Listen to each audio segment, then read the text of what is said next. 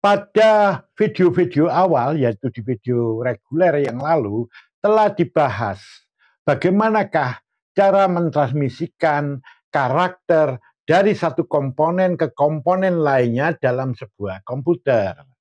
Yang dimaksud karakter saat itu disebutkan yaitu notasi-notasi, baik berupa huruf seperti A, B, C, D, dan sebagainya, ataupun berupa angka, misalnya 0, 1, 2, dan seterusnya, atau berupa tanda baca seperti titik, koma, titik 2, tanda tanya, dan lain-lainnya, atau berupa tanda operasi matematik seperti plus, minus, kali, bagi, dan lain-lainnya, atau notasi-notasi lain. Semua notasi ini disebut dengan nama karakter. Ternyata telah dijelaskan pada sesi yang lalu untuk mengirimkan satu buah karakter saja, baik itu berupa huruf, berupa angka, tanda baca, atau dan lain-lainnya, dibutuhkan 8 saluran atau 8 kabel. Di mana nanti pada masing-masing kabel ini akan dialirkan sinyal-sinyal listrik. Ada 2 macam sinyal listrik yang akan dialirkan pada kabel tersebut, yaitu sinyal listrik yang bertegangan lemah, yaitu pada kisaran 0, sekian sampai 0,8 volt DC, dan yang bertegangan antara 2,5 sampai 5,5 volt. Kalau tegangannya itu tegangan lemah, yaitu yang berkisar pada 0, sekian tadi sampai 0,8, itu nanti akan disimbolkan dengan angka 0. Sedangkan yang bertegangan kuat, yaitu yang bervoltase antara 2,5 sampai 5,5, itu disebut tegangan kuat yang nanti akan disimbolkan dengan angka 1. Sehingga di sini hanya ada 2 simbol angka, yaitu 0 dan 1. Di mana angka 01 ini disebut bilangan biner yang dalam bahasa Inggris disebut binary digit yang disingkat dengan bit. Jadi di sini ada bit 0 yang menyimbolkan tegangan lemah dan bit 1 yang menyimbolkan tegangan kuat. Mari kita lihat sekarang ke papan tulis ini. Ini saya umpamakan ke 8 kabel atau 8 saluran tadi. Nanti masing-masing kabel ini akan dialirkan tegangan listrik atau bit yang berbeda. Misalnya pada kabel yang pertama kita alirkan yang tegangan lemah atau bit 0 ya. Jadi tegangannya antara 0, sekian sampai 0,8 tadi. Nah, kalau saya alirkan di sini tegangan lemah, maka simbolnya adalah angka 0 atau bit 0. Begitu juga apabila saluran kedua saya berikan yang tegangan lemah, berarti simbolnya 0 atau bit 0. Kalau di sini ada simbol bit 1 atau angka 1, itu berarti pada kabel ini akan dialirkan tegangan listrik yang bertegangan kuat, yaitu yang antara 2,5 sampai 5,5 tadi. Nah, tentu Anda sudah mengerti maksud daripada angka ini. Kalau ini sinyal listrik itu kami berikan secara bersamaan, otomatis nanti ke-8 sinyal itu akan berjalan bersamaan. Nah, ini nanti akan menyimbolkan sebuah karakter. Misalnya apabila kombinasi tegangan yang saya berikan seperti ini, 00110010, ternyata itu adalah simbol angka 2. Ini dia, angka 2. Jadi ketika sinyal listrik ini berjalan, berarti saat itu saya sedang mengirimkan angka 2, seperti itu. Kalau nanti untuk karakter yang berbeda, nanti kombinasi dari bilangan biner, sinyal ini berbeda juga. Misalnya ini saya ganti dengan 1, ternyata itu adalah simbol dari angka 3. Jadi kalau saya mengirimkan di sini misalnya saya ubah menjadi 1, yang nolnya ini, maka sebetulnya itu adalah simbol angka 3. Ini dia. Nah, kayak begitu. Sama nanti untuk huruf sama. Huruf A, B, C, D juga akan dikirimkan dengan cara ini. Tentu dengan kombinasi tegangan yang berbeda. Otomatis setiap karakter nanti punya simbol tegangan yang berbeda-beda, yang kombinasinya berbeda. Nah, baik, sekarang saya akan mengumpamakan bagaimana komputer itu memproses ya memproses data-data tadi. Misalnya, saya mengirimkan angka 2. Otomatis nanti yang berjalan sinyal-sinyal listrik pada saluran ini adalah seperti ini kombinasinya. Artinya begini ya, jelas ya.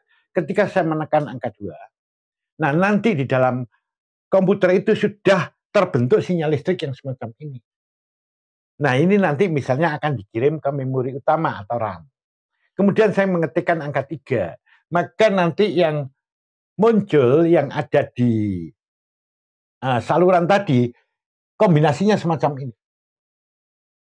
Nah ini nanti akan dikirim ke memori utama atau RAM, disimpan di situ. Misalnya sekarang, saya berikan instruksi untuk diperkalikan antara angka 2 dan 3.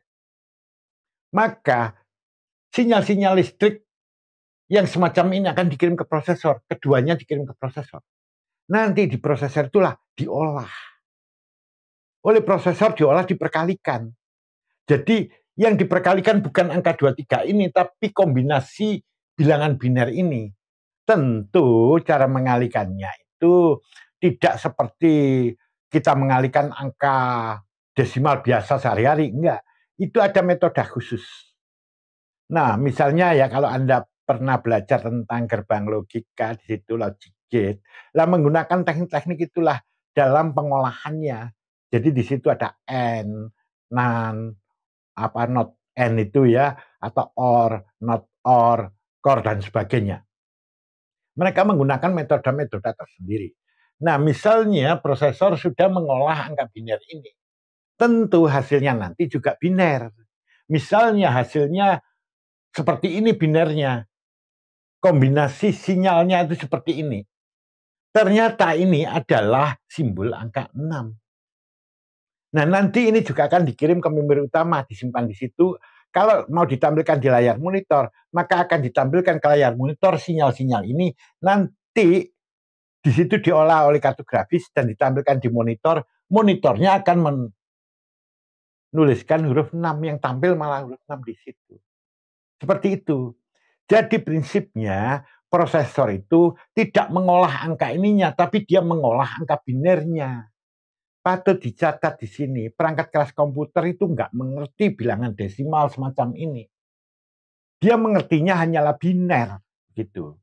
Pertanyaannya, kalau ternyata komputer itu hanya bisa mengolah bilangan biner, bagaimana ketika kita mengetikkan huruf 2, kok dia bisa di biner? Nah, kemudian hasil olahan komputer itu biner, kok akhirnya ditampilkannya menjadi desimal. Misalnya kayak tadi 2 kali 3 kok jadi 6 di layar monitor. Bagaimana caranya?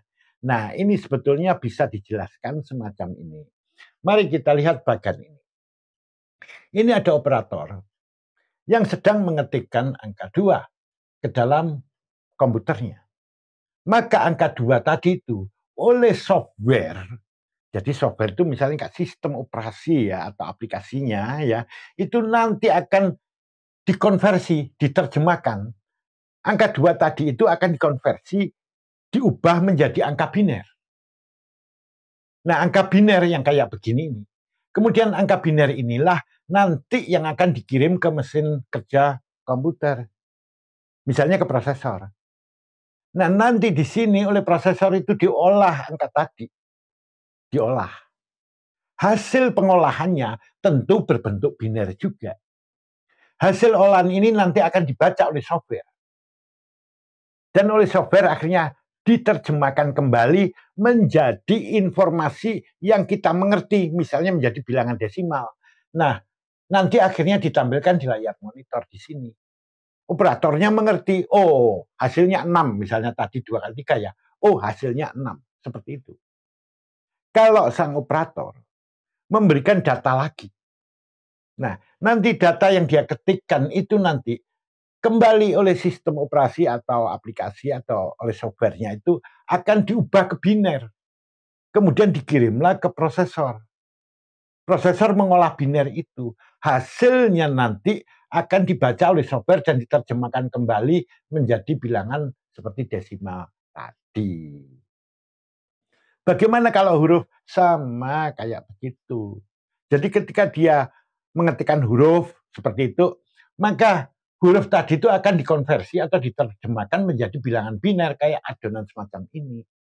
Nah, nanti huruf-huruf semuanya itu akan dikirim ke prosesor.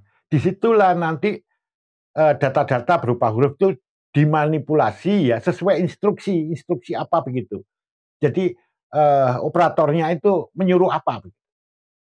Nah, nanti diolah di sini, hasilnya nanti akan diterjemahkan oleh software dan ditampilkan kembali ke monitor. Seperti itu. Jadi aslinya di sini mesin komputer itu bekerjanya dengan biner melulu. Sedangkan yang bisa kita lihat itu bisa berupa kayak tulisan-tulisan yang bisa kita mengerti seperti huruf-huruf, itu karena jasa daripada software itu sendiri yang menerjemahkan itu. Ya. Kemudian bagaimana dengan film? Bagaimana dengan suara? Sama. Pada prinsipnya sama. Suara atau film nanti itu akan diterjemahkan oleh software itu menjadi biner. Gambar-gambar itu juga berasal dari bilangan biner. Itu dari titik-titik itu kan itu karakter itu. Gambar itu kan kumpulan dari titik-titik yang banyak ya. Nah, sama nanti itu diubah ke biner, kemudian diolah di sini, hasilnya nanti akan dibaca oleh software, kemudian diterjemahkan dan ditampilkan ke operator. Seperti itulah siklusnya. Maka kalau ada orang bertanya, benarkah komputer itu bekerja dengan menggunakan bilangan biner? Betul sekali. Kalau dikatakan bahwa bilangan biner adalah dasar utama komputer bekerja. Betul. Memang komputer bekerja menggunakan sistem biner. Tidak hanya komputer, perangkat digital lainnya mayoritas juga bekerja menggunakan sistem biner. Nah, itu penjelasan singkat. Kita ketemu di sesi berikutnya.